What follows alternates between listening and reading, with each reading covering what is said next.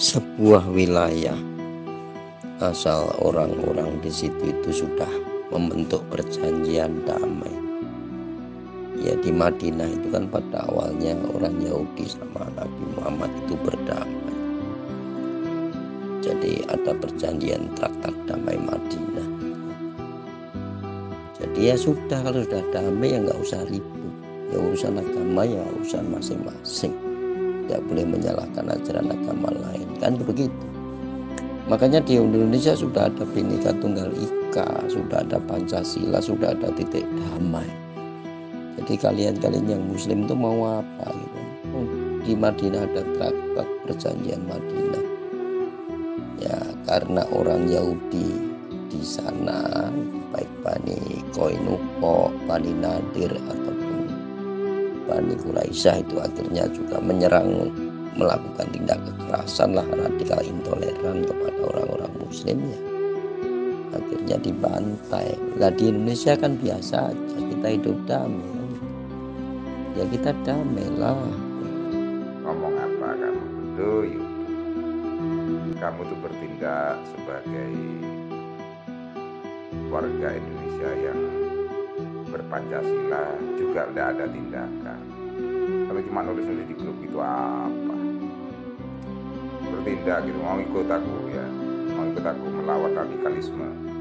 Ayo, tak ajak kamu. Bisa ngomong gak nanti? Bisa berani gak ngadepin orang-orang Wahabi, orang-orang FPI, orang-orang HTI? Tak ajak kamu. Terjadinya perang Mu'tah, saya terangkan biar kamu tahu. Perang Mu'tah itu terjadi karena waktu itu Nabi Muhammad sedang mengutus seorang utusan lah, namanya Al-Harits bin Umair, itu menyampaikan surat kepada Raja Basrah. Lalu Al-Harits bin Umar tadi ditahan oleh gubernur Ghassan, Amir Ghassan, seorang gubernur Ghassan ditahan di situ. Akhirnya dia dibunuh oleh gubernur Ghassan. Ya mungkin ditangkap oleh pasukan gubernur Ghassan lalu dibunuh. Nah disitulah orang-orang Ghassan itu maksudnya orang Kristen radikal intoleran, maksudnya karena membunuh seseorang utusan hanya karena adanya perbedaan ajaran agama. Makanya Nabi Muhammad mengirimkan pasukan untuk menangkap gubernur Ghassan itu. Pasukan itu dipimpin oleh Zaid bin Harithah. Zaid bin Harithah meninggal, terus diganti lagi dengan panglima siapa, terus diganti dengan Abdullah bin Ibnu Rawahah, juga meninggal juga. Akhirnya Khalid bin Walid membawa sisa-sisa pasukannya pulang. Nah kebetulan pertempuran itu pasukan dari Ghassan dibantu oleh pasukan Romawi.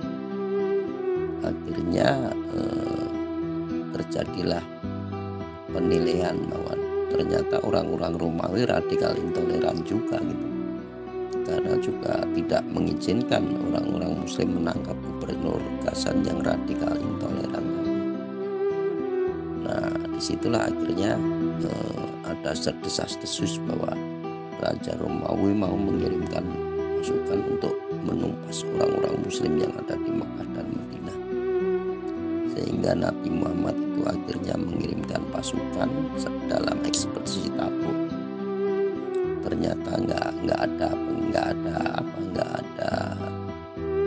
perangan di sana karena nggak ketemu dengan pasukan Romawi. Selanjutnya Nabi Muhammad masih pengen lagi menangkap gubernur Ghassan tadi.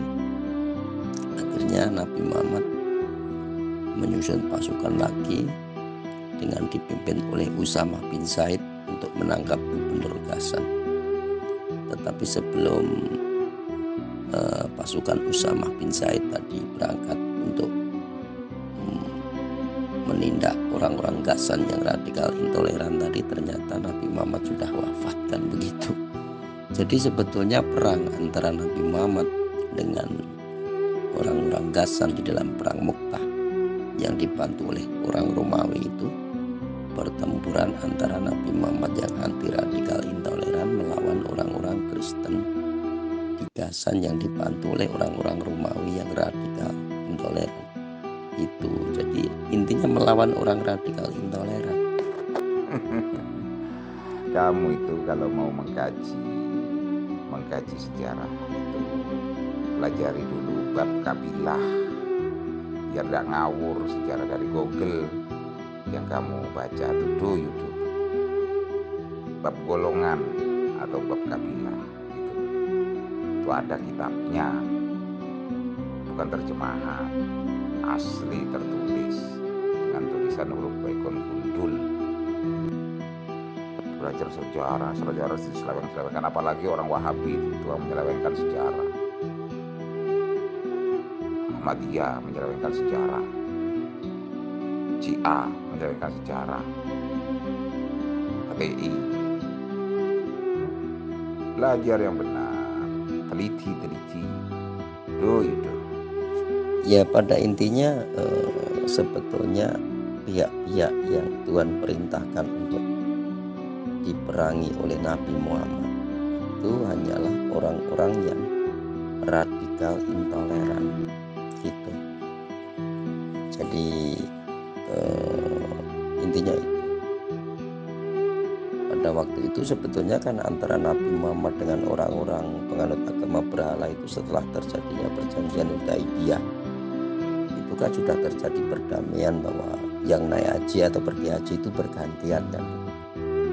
Jadi tahun ini gilirannya para penganut agama berhala pergi haji, tahun terus di tanggal ini sampai tanggal ini nanti gilirannya pengikut Nabi Muhammad yang pergi haji. Sebetulnya sudah bagus seperti itu gitu kan.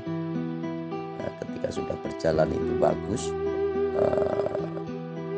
kalau nggak salah 1 periode atau 2 periode sudah bagus. Nah ternyata orang-orang Quraisy ini membantu Bani Bakr membantai orang-orang muslim dari suku Qusa'ah.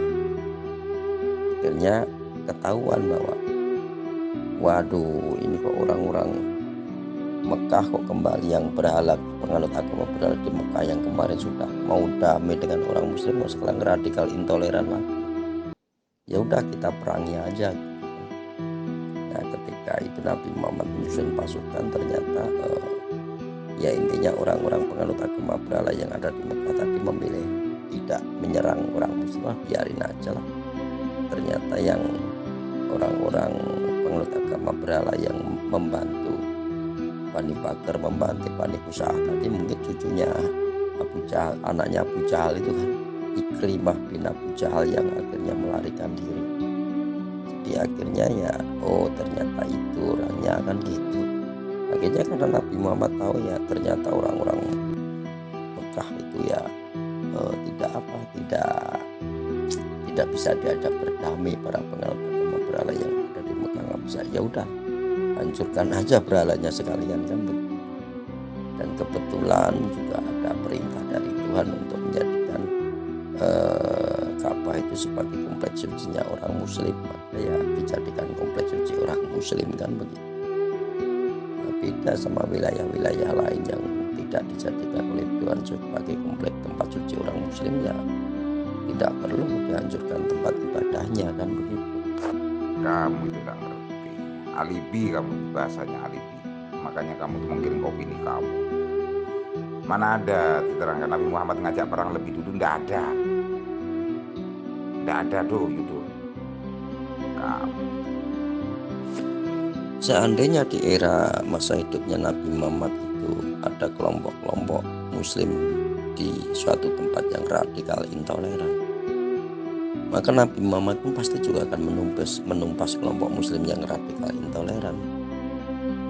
Itu pasti. Jadi yang Nabi Muhammad tumpas itu bukan cuma yang non muslim radikal intoleran. Seandainya di masa hidupnya Nabi Muhammad itu ada kelompok muslim yang radikal intoleran, juga mungkin Nabi Muhammad bantai juga gitu. Masalahnya di saat itu umat muslim di eranya Nabi Muhammad itu masih bersatu di bawah payungnya Nabi Muhammad gitu. Jadi masih bisa Nabi Muhammad diatur. Jadi belum muncul lah aliran radikal intoleran tadi, belum muncul.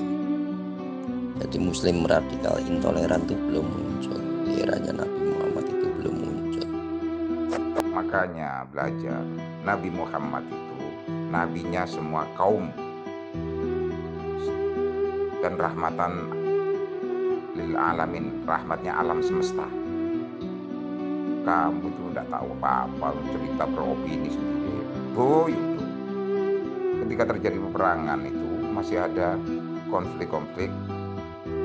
Ketika diterangkan bahwa kebenaran Nabi Muhammad sebagai umatnya semua kaum, mereka tidak percaya. Bahkan Nabi Muhammad itu tidak memaksa untuk masuk Islam. Tidak.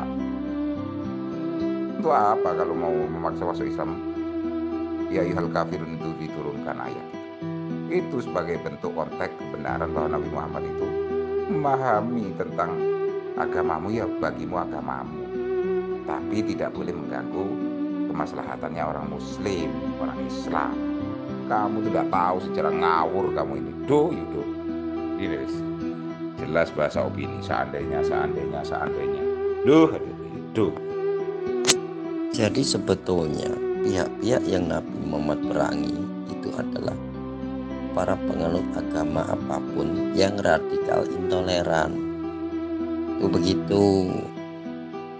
Jadi penganut agama apapun yang melarang penyebaran agama lain. Satu, penganut agama apapun yang melarang pendirian tempat ibadah penganut agama lain. Dua, tiga, penganut agama apapun yang menyerang dan mempersekusi penganut agama lain.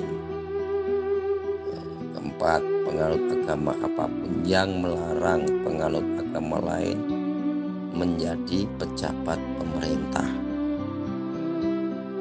Kamu non muslim nggak boleh jadi pejabat. Nah, itu yang Nabi Muhammad perangi mungkin seperti itu. Pokoknya orang-orang radikal intoleran itu begitu. Jadi diskriminasi terhadap penduduk berdasarkan ajaran agama yang dianutnya, itu juga radikal intoleran. Itu penguasa negara yang radikal intoleran itu begitu. Kalau di tingkat penduduknya adalah itu tadi, melarang di sebuah wilayah ada orang non muslim mendirikan gereja. Kan begitu, itu namanya orang radikal intoleran. Melarang umat agama lain hidup di wilayah itu juga radikal intoleran. Mempersekusi penduduk non muslim yang ada di wilayah itulah, itu namanya radikal intoleran. Begitu juga kalau orang non muslim radikal intoleran, Nabi Muhammad perangi juga. Jadi intinya adalah agama yang Nabi Muhammad sebarkan itu agama yang damai dan bersahabat, shalom. Jadi shalom itu damai dan bersahabat. Jadi sebetulnya Islam itu kata lain dari shalom. Bahasa Yunaninya shalom, bahasa Arabnya Islam. Jadi damai dan bersahabat, damai dan sejahtera, kan begitu. Jadi salam damai dan sejahtera, shalom, itu artinya damai dan sejahtera. Kalau di Arab namanya Islam, damai dan sejahtera, atau jalan keselamatan, ya, jalan untuk selamat, ya, menjadikan sesuatu jadi damai dan sejahtera. Anda bisa belajar perdamaian antara Nabi Muhammad dengan orang-orang Kristen ketika Nabi Muhammad kedatangan 64 pendeta dari Najran Yaman yang ingin berdiskusi dalam masalah keagamaan dengan Nabi Muhammad, tapi dengan menggunakan cara-cara damai aja. Akhirnya terjadilah 64 pendeta dari Najran Yaman tadi yang dipimpin oleh pendeta Al-Aqib itu datang di Masjid Madinah. Terus pada waktu itu kebetulan hari Minggu gitu. Terus para pendeta itu ingin melakukan misa mingguan. Itu Nabi Muhammad menyuruh mereka melakukan misa di Masjid Nabawi itu kan gitu. Terus si Khalid bin Walid yang melihat orang-orang Kristen di situ sedang melakukan misa itu bilang, aku belum pernah melihat orang ibadah sebagus itu. Jadi ibadahnya orang Kristen pun juga bagus di mata Khalid bin Walid sebagai sahabat Nabi Muhammad. Jadi sebetulnya mungkin kisah kedatangan pendeta ke Najran Yaman itu sudah di akhir-akhir hayatnya Nabi Muhammad, karena Khalid bin Walid sudah muslim. Itu begitu. Jadi dan itu ternyata Nabi Muhammad menjamin keselamatan orang-orang Najran Yaman, orang-orang Kristen yang datang ke Madinah. Tadi ngajak bicara baik-baik, tadi juga tidak Nabi Muhammad apa-apakan, tidak Nabi Muhammad paksa untuk menjadi muslim, tidak Nabi Muhammad pukulin, tidak Nabi Muhammad usir. Dan ternyata dari ke-64 orang Kristen yang bertamu ke Nabi Muhammad itu tidak ada satupun yang memilih menjadi muslim. Jadi ya sudah, itu kan ya nggak apa-apa gitu. Jadi ya intinya damai-damai aja lah, beda ya nggak apa-apa. Nah, bukti dari adanya surat perdamaian antara Nabi Muhammad dengan orang-orang Kristen yang datang dari Najran Yaman tadi, itu bukti surat perdamaiannya itu dulu disimpan di gereja Saint Katarina yang ada di Mesir.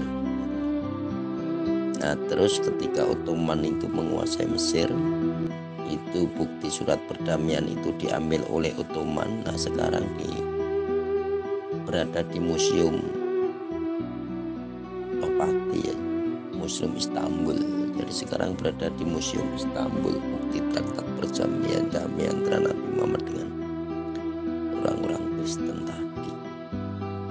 Nah, sekarang orang Kristen sudah tidak mengobarkan perang salib. Jadi sekarang sudah masa damai. Jadi sudah saatnya orang Islam juga, orang para pengikut Nabi Muhammad menerima perdamaian itu. Ya sudah, sekarang zamannya perdamaian antar semua agama, kan begitu. Oh, tapi dari kemarin kalau nggak salah ngomongnya jangan menentang pemerintah katanya ya, jangan melawan pemerintah karena kita sudah sah Pancasila. Nah, sekarang pemerintah membuat kebijakan, kalau pemerintah menginginkan rempang untuk pelebaran ataupun perluasan dari Batam ya, agar kita bisa bersaingan dengan Singapura untuk menjadi transitnya atau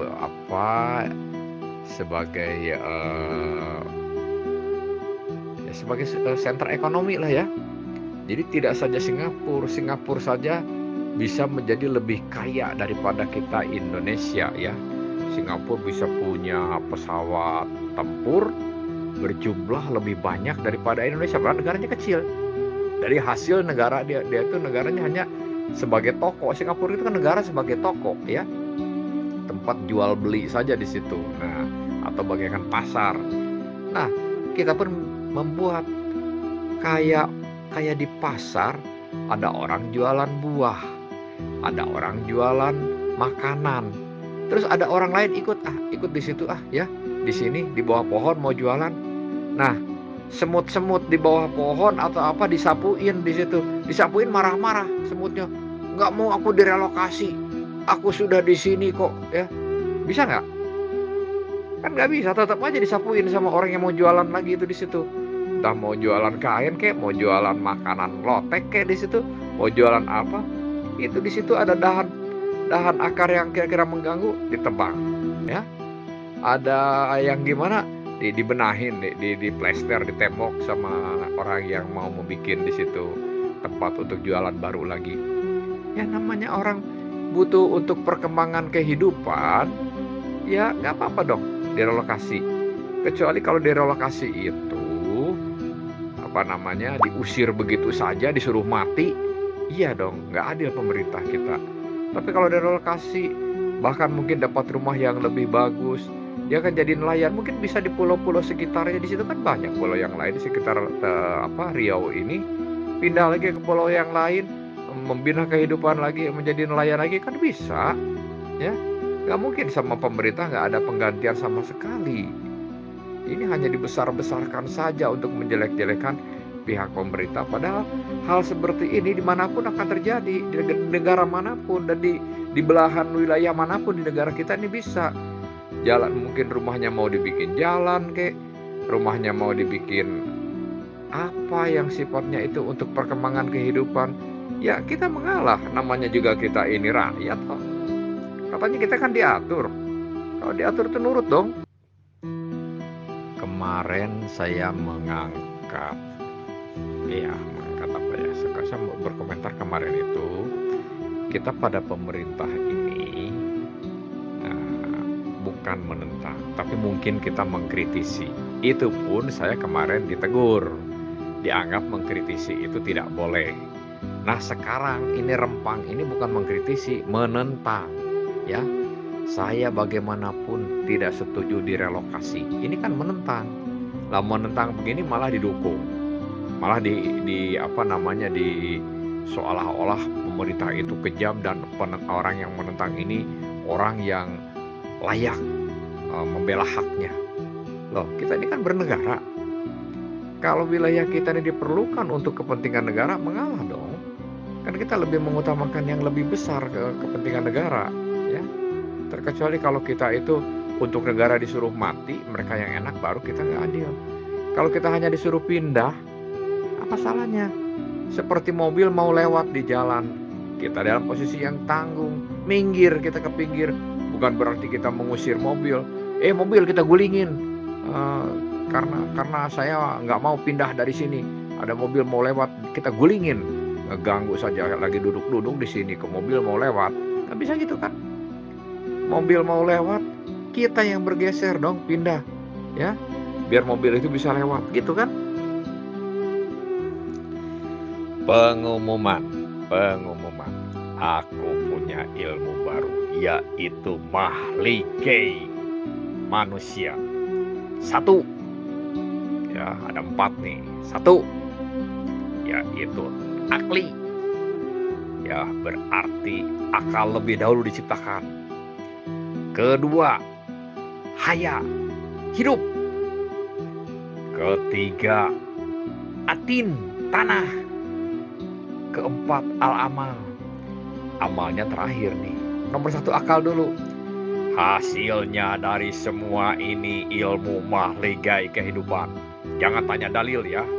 Dalilnya itu bingung, karena nggak tahu. Paling dalilnya itu al-ma'u, apalagi itu ya, al-ma'u wal awalu, apa itu kemarin itu, laisa kamisli sayun, kalau nggak salah begitu ya. Al-ma'u wal awalu laisa kamisli sayun, begitu kan dalilnya kalau tidak salah ya. Bingung juga itu mengartikan bagaimana itu. Air dan awal tidak ada yang sama dengannya. Cuman yang jelas amal nih. Hasil dari ilmu ini amalnya apa? Aku sombong, ya. Aku sombong. Pokoknya semuanya di bawah aku ilmunya. Itu. Jadi hasil dari ilmuku ini, aku sombong. Aku jadi ulama sombong. Kalau aku menjelaskan segala sesuatu ayat Quran, gak pernah aku artikan. Yang penting kalian harus tahu. Kalau kalian gak tahu, berarti kalian bodoh. Begitu ilmuku. Paham? Ini pengumuman. Ini dalilku nih ya. Al-ma'u al-awalu allazi kulliha laisa kamislihi syai'un. Kamu gak akan paham. Makanya kamu itu goblok, ya. Kamu gak akan paham. Al-ma'u al-awalu allazi kulliha laisa kamislihi syai'un. Al-ma'u air, al-awalu awal, ya. Allazi kulliha yang semuanya, laisa kamislihi syai'un, tidak ada yang sama dengan Tuhan. Nah, apa maksudnya? Ini dalil katanya. Tolong cariin ya di hadis atau di Quran ada nggak hadis begini? Dalil begini? ini dalil benar Nabi, hadis, atau Quran dari Allah, atau akal-akalannya, ya. Air dan yang awal, semuanya nggak ada yang sama dengannya Allah. Ya itu mah akal ya, bukan dalil, itu mah pendapat ataupun pemikiran, ya.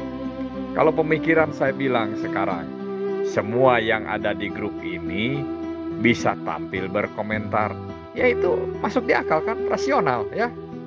Tapi sebagian yang lain ada juga yang diem, itu bukan dalil, itu memang suatu fakta yang mungkin saja bisa dilakukan, begitu ya. Saya melihat di jalan tol mobil bergerak, itu bukan dalil ya, itu suatu pengalaman saat kita melihat. Jadi kalau hal begitu itu dikatakan dalil. Terus saya di jalan tol melihat mobil bergerak, terus dibahasakan Arab ya, dipakai bahasa Arab dengan mengatakan demikian, terus kita katakan dalil apa begitu ya. Air dan awal semuanya tidak ada yang sama dengannya Tuhan.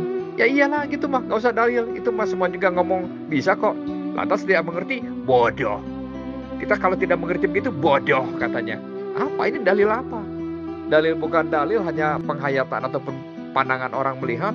Seperti ada orang mengatakan, saya sedang melihat kendaraan bergerak di jalan tol pakai bahasa Arab, terus kita tidak mengerti. Kata orang yang ngomong itu misalnya, bodoh kamu.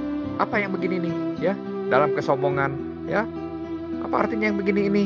Kan justru dianya yang bodoh ya, ngomong yang tidak ada artinya, dibangga-banggain, merasa dirinya ulama. Ulama apa? Ulama kalapetong.